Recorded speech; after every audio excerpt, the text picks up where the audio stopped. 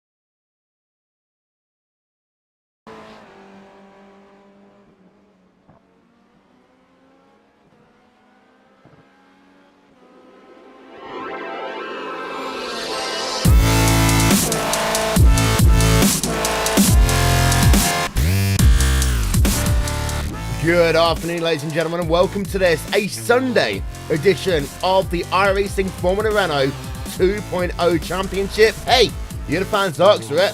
We thought, why not? This is what we do. We make you, the fans, happy. So welcome to RaceSpotTV. Welcome to iRacingLive. Will Vincent, Jake Sperry at one of my favourite racetracks in the world, Jake. This is Circuit Park Zandvoort. It's got 13 corners. This track is absolutely magnificent to drive on. Oh yes, I have to agree with you. It's a really technical circuit. You always got the car changing direction. It's either going left or going right. Never really do you have a front straightaway, except for the front straightaway that we have here. Qualifying, well, we've got about a minute left, and a car who's still out on track is the number 11 of Yuho Abe now, heading down towards turns number 10 and 11. And well, he's 10th at the moment, and he has an opportunity to improve if he can just get that lap time sorted. Yeah, some people might know Yuho Abe, of course. He once run in the iRacing World Championship Grand Prix Series. There you can see him in that number 11 machine, working himself down to turn number 12. It is Kumo corner. And then we've got ourselves Ireland right corner. That very fast final corner is actually replicated because of the fact, of course, Ireland Dyke made his name in Indy cars running on those huge super speedways. Down towards the start-finish line for Yuho Abe. Past the track he will come. And well, for him, 10th is all he can manage. Qualifying is pretty much all said and done. And let's run you through your starting grid for this afternoon's event. And well, you'll see now on your screen, Martin van Luitenhoort will get himself pole position by 15/100ths of a second over Graham Carroll. Then Freak Shochos in third, and Sebastian Falusa in the fourth position. Working ourselves back, Jake, you see a fantastic field here today. These guys are going to do some fantastic racing. 24 of them looking to try and get themselves the points win for this week. Oh yes, absolutely, and there's some massive rivalries up and down your field. You look at the likes of the 1 and the 5 machine of Justin Brunner and Jamie Fluke. They have had a rivalry stretching back all the way to the Star Mazda days.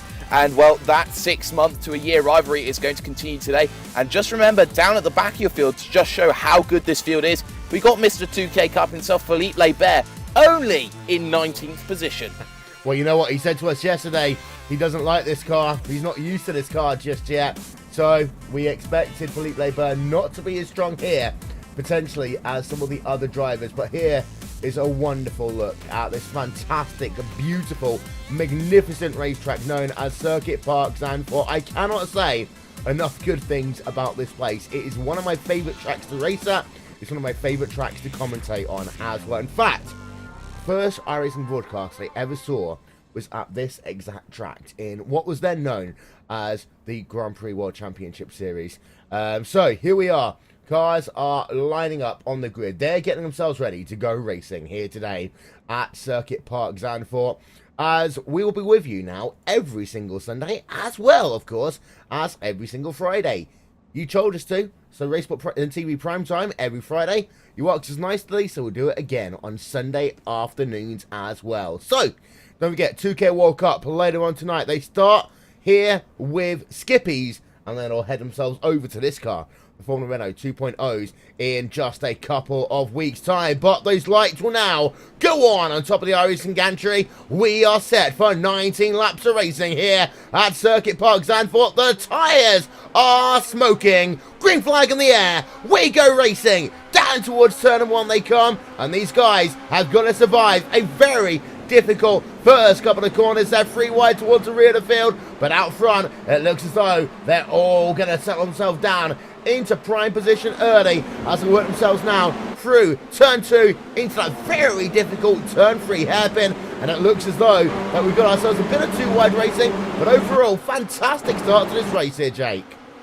Oh yes, absolutely, I have to agree with you on this one. It seems that everyone's going to be line of stern as they head up through this technical back straightaway left and right, looking now at Simone Maria Marcheno right now, because he is being hounded behind by Marc Perez. And well, with all that going on, there's truck battling up ahead, as it looks like Jamie Fluke now under pressure from Sem Boluk Bassi there behind, as I get my words a little bit muddled up. But really, it's just so fast and ferocious here. This is the top of the top, and they're all looking to try and find a fantastic way of finding themselves through right now. Yeah, we're on board with Sem Boluk Bassi. You can see the guys ahead of them. They are very, very close right now as they work themselves down into this. The Audi S. Boluk Bassi down to the inside then of that number 5 machine of Jamie Fluke. Not going to be able to complete the pass though.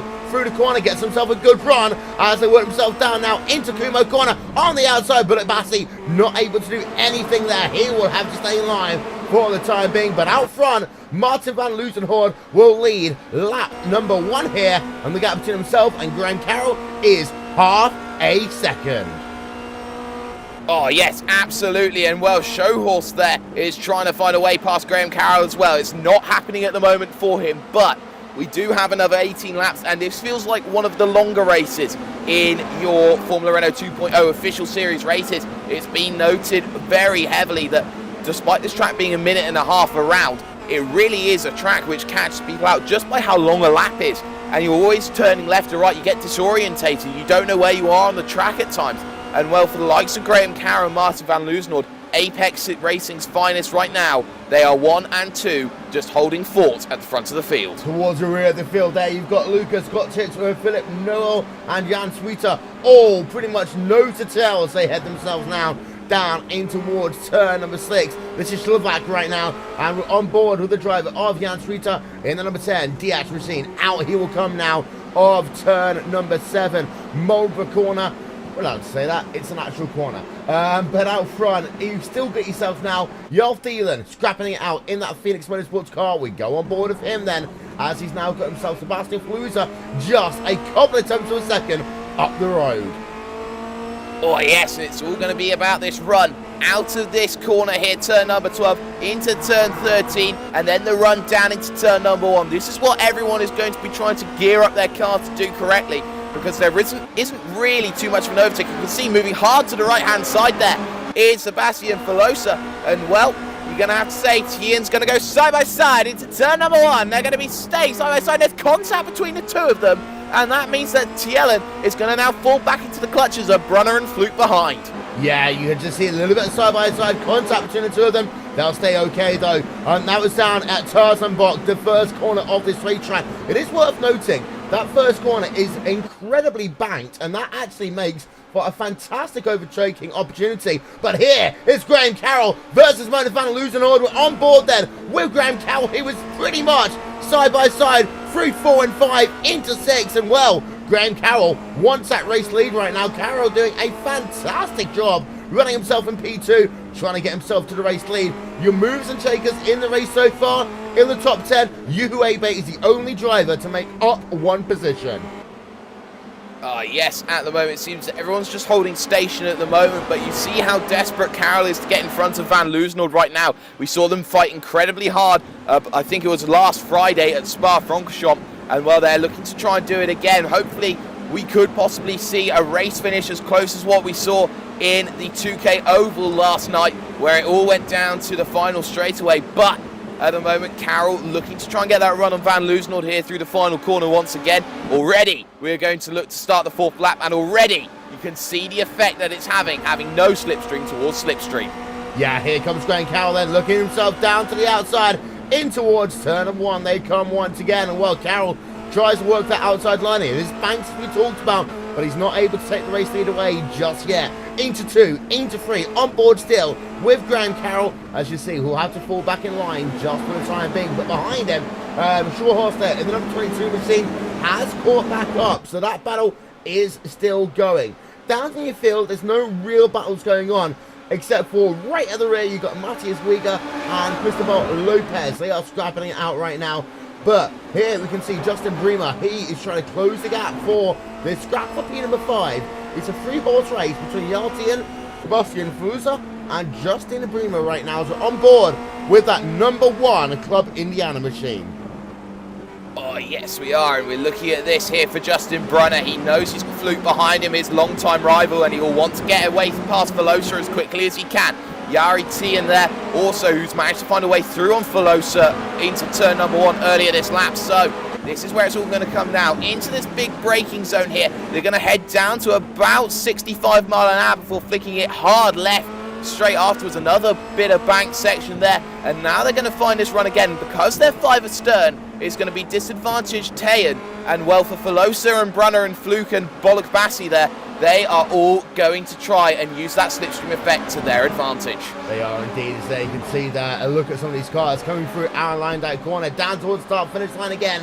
Graham Carroll still remains in that 7th position. We have got ourselves a battle. We go on board then with the driver of Contact!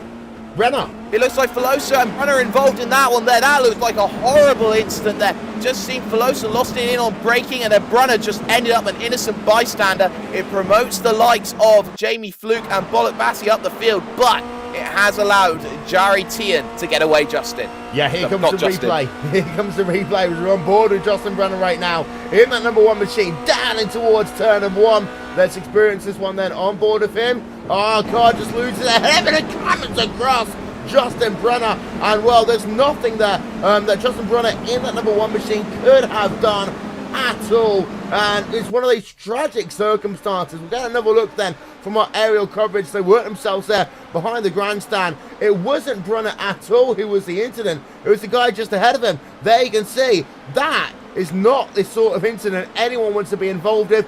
Brunner is the unfortunate circumstance there. Oh yes, I have to agree with you, but looking at the front, it seems Van Loosenhoorn is starting to pull out that little bit of a gap, that 4 or 5 tenths breather that you normally get to see, which is allowing Carroll to fall back into the clutches of Freak Showthorst there at the moment. And well, in this battle for the race lead, the battle for the podium, this is exactly what you want to see as they head onto lap number 6 out of 19. We're on board with Freak Showthorst right now as they come down in towards turn number 1. You can see on the outside, there will go Graham Carroll once again. Scrap for the race lead is going to allow Showthorst the chance to move himself then down to the inside in turn number 2. No, your top 3 though have pulled away. The gap between P3 and P4 up now to 3.3 seconds as they work themselves through the hairpin once again, but that was close between Carroll and Showthorst there, and that shows you that in turn number 1, if you're not fully committed, you could end up putting yourself into a very difficult situation. Let's have a look down then towards the rear part of your field. Sebastian Falusa, of course, we saw him. He was involved in that incident down in turn number 1 a couple of moments ago. He's now down into P number 13. He's got David Jarvis right behind him as they head themselves into 6. Oh yes, it looks like that car has damage on him, and that is causing him to be slowed down straight away because they're going to be side by side, and 2 into 1's not going to go, and David Jarvis is going to have to yield here to Jan Switzer, surely. Again, another right-hander only helps the likes of Jarvis, but Jarvis yields to Switzer right now, and they have to deal with the likes of Christian Takash behind, the same with Jürgen Frank, as they go side by side now into the right-hander, with the left-hander coming up. You just can't catch your breath at the back of the field, because behind Frank, it's Philippe Lebert, Mr. 2K Cup, looking to get in on the action as well. He'll have the inside now into the right-hander. Will he get that one sorted? Well, he's going to go inside of Takash as well, as he know he gets caught up short, but he does get the position on Jürgen Frank. Yeah, we're on board of Philippe Lebert right now in that number 3 Texas TNT racing machine. Well, that 2K World Cup driver, of course, we'll see him later on here tonight. But Jan Switzer, then he's going to try and see whether he can do a move on the round down in towards turn number 1. Oh, they're going to try and go 3 wide into that first corner. Oh, yes, they are. Here they come. 3 wide into 1, and your winner of this battle for the moment looks as though it is going to be that that Jan Switzer will come home in the second of that one, but the number 12 machine of David Jarvis will win out that battle. He now is up into P number 12. Fantastic 3 wide running in towards turn number 1. Van Loosenhoorn still leads, but that gap now down to 3 turns to a second. Your top 3 drivers, well, they're separated now by just half a second on the racetrack. Oh, yes, and I have to say, this is fantastic battle as Loosenhoorn tries to defend against Graham Carroll, who dives up the inside there, shouting the wrong name. I am, but I don't really mind, because they're going to remain side by side as they head towards the right-hander of 10 and then the left of 11 here. It will be advantage Loosenhoorn on the entry, and there's going to be contact between the 2, and that's Graham Carroll around, and Freak Showthorst there will just barge his way through. Thank you very much. That's a bit of a cheeky manoeuvre, but Van Loosenhoorn now has escaped, and he will look to try and make sure he can solidify everything going on further on into the race. Yeah, let's get ourselves a super slow-mo look then. And this is the scrap that you saw between Graham Carroll just getting turned around there by that number 22 machine of Frank Showthorst, and Graham Carroll, as a consequence now, is down into P number 6 in this event. You can see the number 22 machine taking evasive action, but Graham Carroll had to spin that car around. Thankfully, he didn't actually hit anyone when he did so, then took himself to the gravel, but Graham Carroll now down into 6th place in this event. That means that Martin Van Loosenhoorn now has himself a 1.9 second advantage over Freak Showthorst in this scrap for your race lead. And behind, Well, you got yourself now Jardine in third, Jamie Fluke in fourth, and Sam Bullock-Bassey running at your top 5. Top 8 on the bottom of your screen, but outside of your top 10, here comes the driver we're riding on board with right now. It's number 16 machine, hunting down Philip Knoll in that battle for the last step inside your top 10. Yes, it seems Simone Maria Marcheno there is going to try and hunt down Philip Knoll, who runs very wide, and that is a gift of gifts there for Knoll, who will lose not just one position, not just 2, but possibly 3 as he almost collects Jan Switter coming back onto circuit. So that's a disadvantage there. He goes from being 10th down to 13th, and that will just put him into the clutches of other drivers behind, likes of Leibert, likes of Jürgen Frank. But everything now is just needing to cool down from these guys. They are the top of the top, but they're all looking a little bit desperate at the moment in order to try and find a way through. As I say that, Leibert all over the back of Jan Switter. Yeah, we just saw that, a replay of Philip Knoll, and actually, it seemed to be that he messed up the corner before. That was turn number 6, and that just meant he pushed wide on the run into 7, couldn't actually catch in any way, shape, or form. The racetrack went onto the grass, and the grass is slippery here. You end up putting yourself into a situation where you cannot slow that car down at all. Sam Bullock-Bassey running himself in P number 9 right now. He has got himself some company though. That is the driver of Simone Maria Marcheno in the number 16 Club Italia car, as they work themselves now through turn number 3, up through the hill. They will come once again. And Marcheno, we've seen him a couple of times already in this event. Bullock-Bassey as well. Bullock-Bassey we thought might have been a little bit higher up in this field, but he's running in P number 9. No one behind, no one ahead of him, but behind him, he's got a huge amount of pressure right now. Yes, he does, and he's had incident with Graham Carroll earlier on in the lap, which has forced him back down the field at the moment, and Marcheno is all over the back of Bullock-Bassey right now.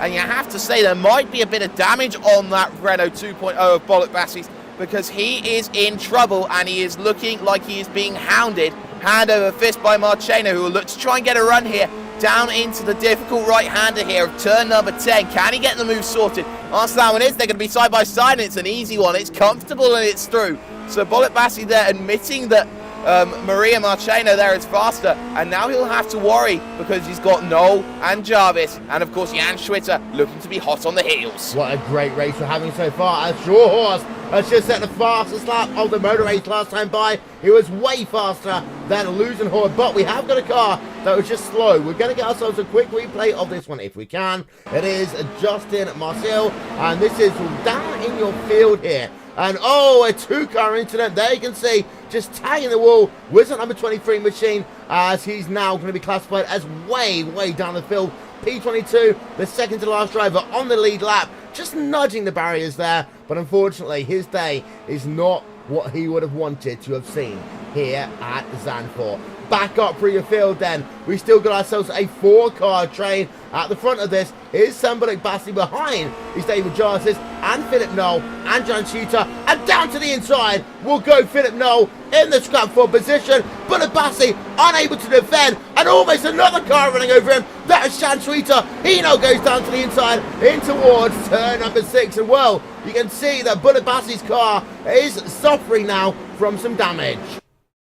Yes, and I'll give a representative of what's going on. It's kind of like we saw in the female Oxford Cambridge boat race that we saw, where the Cambridge boat started to sink, and well, that's what's happening with Bullock-Bassey here. The damage is dragging his car down into the floor, and he is just hemorrhaging times absolutely everyone as Leibert finds himself comfortably through, getting a bit of a twitch though, which means that he's going to have to be a little bit careful down the front straightaway. But now Jürgen Frank will want a piece of the action on Bullock-Bassey. Now Vergo will want a piece of the action. Now Cristobal J. Lopez will want action. And also Christian Takash in the next lap. Wow. Out front, we can see that last time by, Sure Horse was faster than Losing Horde. Then Losing Horde responded. That last time by, he was faster. David Jarvis, side by side there with Philip Knoll in towards turn number 1. Who's going to be the winner out of this one? Well, the answer is going to be clear. It is going to be the driver of Philip Knoll who will take that position. He moves himself now into the top 10. David Jarvis relegated into the 11th position. Oh, yes, he is. And it was a fantastic move to watch. Very good driving from the pair of them as they run themselves now up this left and right section here. One of the quickest sections on the circuit into the series of 3 consecutive right-handers. Well, I might be wrong in saying that. Here they come into the second part of the 3 rights here, and well, it's just getting slower and slower each time. You're just having to pay attention here as you head into the 3rd right before you hit the first left for a very long time that you've challenged. And well, Jarvis is not going to want to relinquish anything, because you look at Maria Marcheno starting to pull away at the moment. This is all going to come down to who has the most nerve and who can keep their car out of the walls the most in order to find out who will be the one taking the lower half of the top 10 here tonight. Let's give a shout out to the driver of Perez. He is up 5 places in this event here today. You can see last time by he did a 132.268. He comes to our start finish line again. His last 3 laps have actually been within 1/10 of a second of each other. Perez doing a good job right now, running himself in P6, catching up to the rear of Graham Carroll, and his last 3 laps being that consistent, that has been very, very good for him. Oh yes, absolutely, and for Marc Perez, he'll look to try and catch Graham Carroll, who of course qualified on the front row of the grid, and who wouldn't want to try and catch a iRacing World Championship Grand Prix Series driver?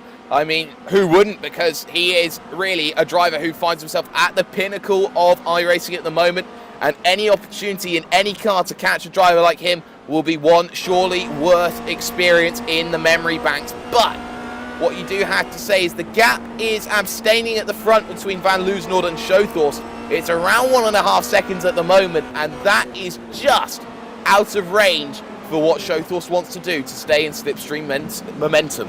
For those asking, yes, we're going to be with you every Sunday where we can. There are 1 or 2 weeks when we have got other contractual obligations, but apart from that, we're going to be with you every single Sunday. This is Formula Renault 2.0 on board with Matthias Wigger right now. Half a second between himself and Jürgen Frank. Battle for P14 going on track. There are some fantastic scraps going on up and down your field. Matthias Wigger working himself down in P14. It's the second half of the field, but still doing himself a fantastic job of navigating this racetrack as we now go on board with Jürgen Frank in that number 9 Club DX machine out the final corner.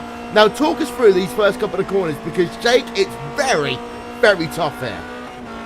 Oh yes, absolutely. Overtaking is really, you find it a minimal around the circuits. You look at Jürgen Frank now, starting to close in on the slipstream. You head into this bank turn number 1 corner, and it's not even a right hand. Well, it is a right-hander, but it's one that you'll normally find that you're going too wide, it doesn't work. Now you head into turn number 2, which is kind of the momentum change into 3, which is another big left-hander that banks itself. As now you head into this big back straightaway, constantly going right, constantly going left.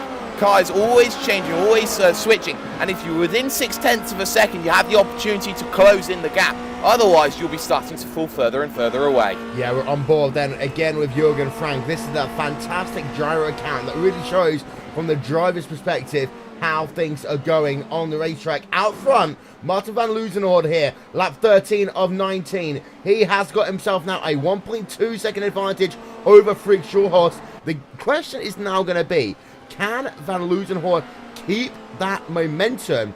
5 laps to go this time by, and Jake, it's going to be the case of, can he just manage that gap? He doesn't need to put it out any further. He wants to keep it, though, in that 1 second advantage, as Schothorst just sets the fastest lap of this motor race.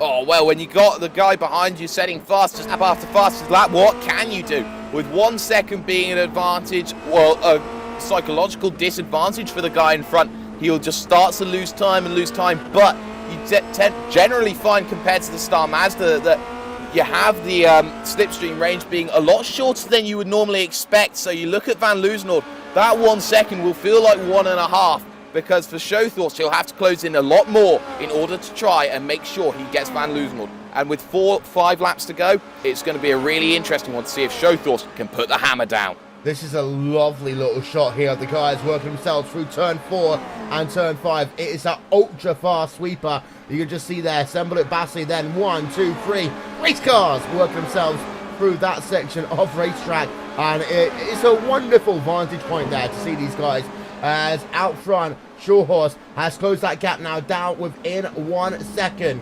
Now, in towards the Audi S. Now, in towards the turn 12, 13 sequence of corners. We're down to 5 to go. And, well, Schothorst is back in the game. The gap, 7/10 of a second, 5 to go. Sure Horse is on the move.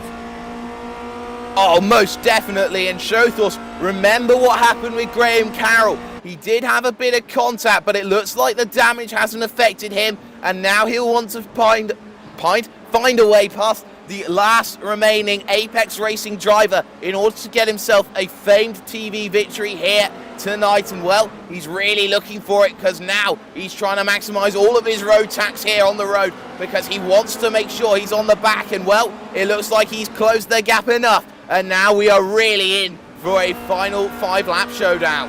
Here comes Matthias Wigger. He's down in P number 14. He has still got Jürgen Frank behind him to go on board with him. But let's go back to the front of your field. Martin van Loozenhoorn last time by a 132.4. Last time by for Frick Shorehorse, it was a 131.8.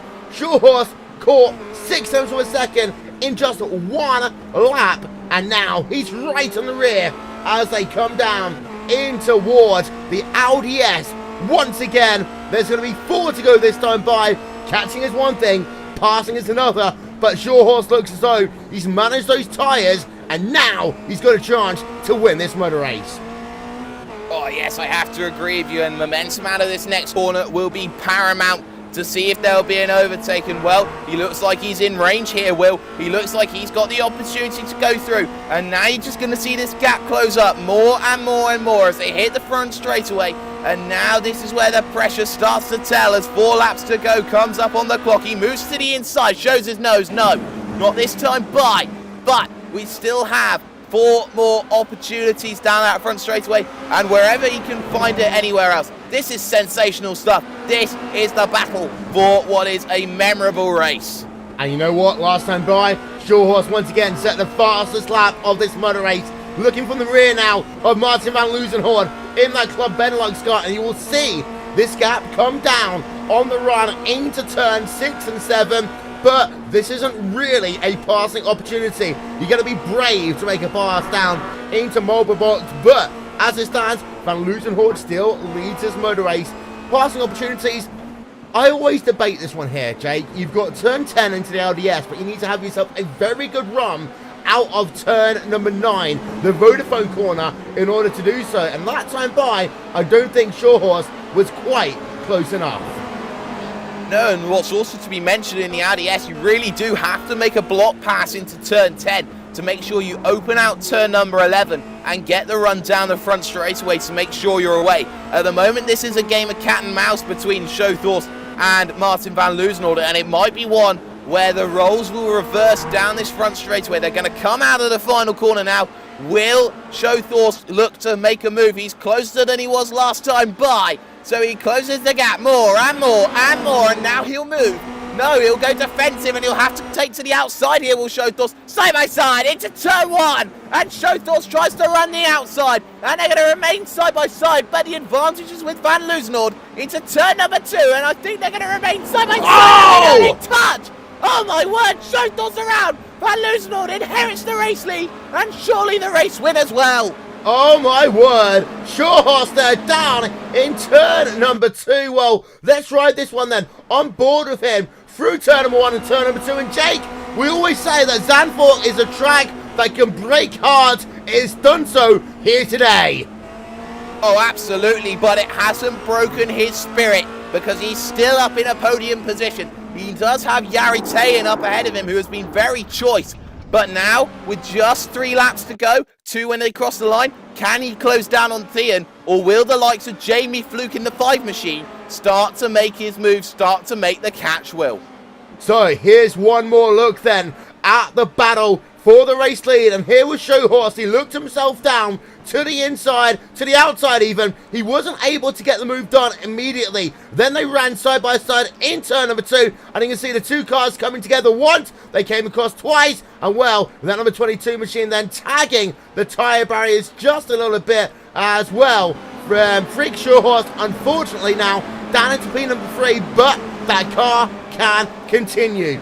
We still though have ourselves a couple of battles to the left of the side here in this event, and well, Philippe Lever, David Jarvis, they are scrapping it out right now. We're on board with Philippe Lever.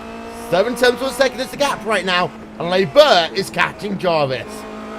Yes, he is. You talk about a driver who clicks with certain cars. You can talk about it with the likes of Gregor Hutu, who finds himself very good in that Williams FW31. So Labour not really having everything his own way here at the moment in this Formula Renault 2.0. It seems that he can't catch Jarvis at the moment because these trains that are forming up with Schwitter and Knoll ahead of them, it is all up with everything going on. It's all about momentum, and momentum is not working out at the moment. Yeah, unfortunately, ladies and gentlemen, I just have a slight issue right now. We're trying to change the camera here, we promise, but we've got a couple of issues, so there we are. Now we can change it away, of course. We know you love Philippe Labour, however, he runs himself in P number 13 right now. He's got himself David Jarvis just ahead of him. Don't forget, Skip Barber 2K World Cup will be later on tonight here on RaceSpotTV, streaming live, of course, also on iRacingLive. One other battle that is worth thinking about. Here we can see we're on board with Mark Perez. He's catching up to the rear of Graham Carroll. That last time by, the two guys were pretty much identical in their lap times, but here we come then. One to go, Jake. Perez versus Carroll is going to be a hard task, though, for Perez to catch up and get past Carroll on this final lap of this motor race.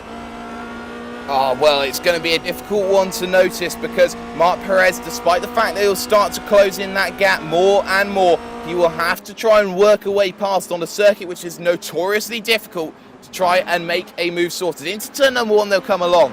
And, well, you look at the gap of being around 0.8 of a second, 0.7 of a second right now. That is difficult, and it is really something that you have to try and work with. But I think he's just about running out of time. Here we can see the cars working themselves on the exit of turn number 3.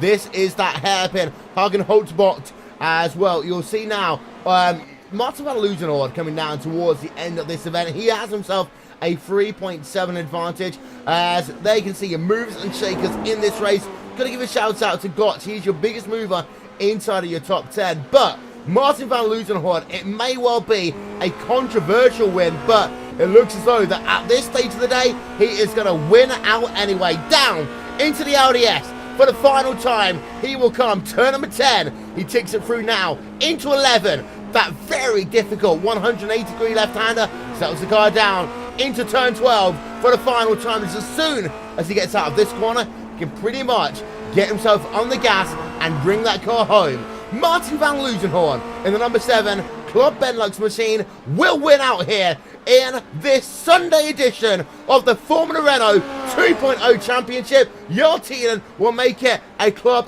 Benelux 1, 2 and Freek Schulhorst will round out your podium. I will say one thing here. Top 2 there for Club Benelux. I think that's what that country really needs here. Benelux, P1, P2. A fantastic showing there by 2 fantastic Belgian drivers. Oh, yes, I have to agree with you on that one, but you have to look at drivers down in the lower splits, and there is a driver actually going a lot quicker than both of them. Look out for the name in the future. His name's Govan Keeney, and he will look to challenge these likes. I've seen him faster in practice, but for now, Loozenhoorn and Tien, they've done a fantastic job, and they've proven why they are at the top of the Formula Renault calendar at the moment. Here we are then. Here is Jason Marichel into the final corner. He will come as he's scrapping out for P number 20. We'll show you all the action here. This is at the rear of the field, but it was Marichel trying to find himself then a run towards start-finish line against Angus Wednell, but he will not be able to do so. He will come home in the 20th position, the last driver on your lead lap. Well, that's the number 1 machine. In terms of iRating, he is going to hate this afternoon. Oh yes, it's not been the right day for Justin Brunner, and he's been struggling with the car as much as anyone else has in this Formula Renault. It's not been the right day for him, and he'll be looking to try and recuperate some more iRating later on in the week and over the next coming weeks. That's an awful result for him after qualifying 6th. So then, let's get yourself a look at your final race results here from fantastic Circuit Park Zolder. And here is a look at your final race results. As you'll see, Martin van Loozenhoorn wins out by 3.5 seconds over Jarl Tienen. Freek Schulhorst comes home in 3rd. Jamie Fluke in 4th. Graham Carroll in 5th. We'll see the rest of your top 10 and then remainder results on your screen. It's interesting to note, we talked about Jamie Fluke for about 20 seconds in this event. P4 for him. Fantastic job. Oh yes, and Jamie Fluke is one of these drivers who can just put consistency down on the plate and then look at exactly what he can do. We saw it in the iRacing World Cup, where he finished behind Sebastian Job in second place in the road split. And he's just one of these drivers who has the ability just to turn on the magic when he wants to. But when it comes to consistency, there really isn't that many drivers who can actually match him for a clientele like that. Yeah, and there is the remainder of your results. Yuhu Abe, we talked him up, of course. Unfortunately, out of this event early on here today. Sebastian Fluser coming home at the very rear of your field. Well, that was a Sunday edition of the Formula Renault 2.0 Championship. But Jake, later on today, you know what I'm going to do right now, don't you? Oh, yes, absolutely. I'm going to play some music. We got ourselves a skip up 2K World Cup. It'll be here. It'll be live on RaceSpotTV, streaming live on iRacingLive. A new championship, and it will be starting at Lime Rock Park. Oh, it's going to be a fantastic race at Lime Rock Park. Don't get me wrong. It's a really lovely circuit to be driving around. It's a driver's circuit. And well, Will, I'll be looking forward to it as much as you will. Well, thank you so much for everyone who's been a part of our coverage this afternoon. Don't forget, we're back for more racing tonight. It is Sunday Night Skippies, a part of RaceSpotTV Primetime. We hope you've enjoyed this Sunday afternoon edition of the iRacing Formula Renault 2.0 Championship. For more information about RaceSpotTV, visit us. Don't forget, /RaceSpotTV on Facebook, @RaceSpotTV on Twitter. We shall talk to you all next time. Bye-bye.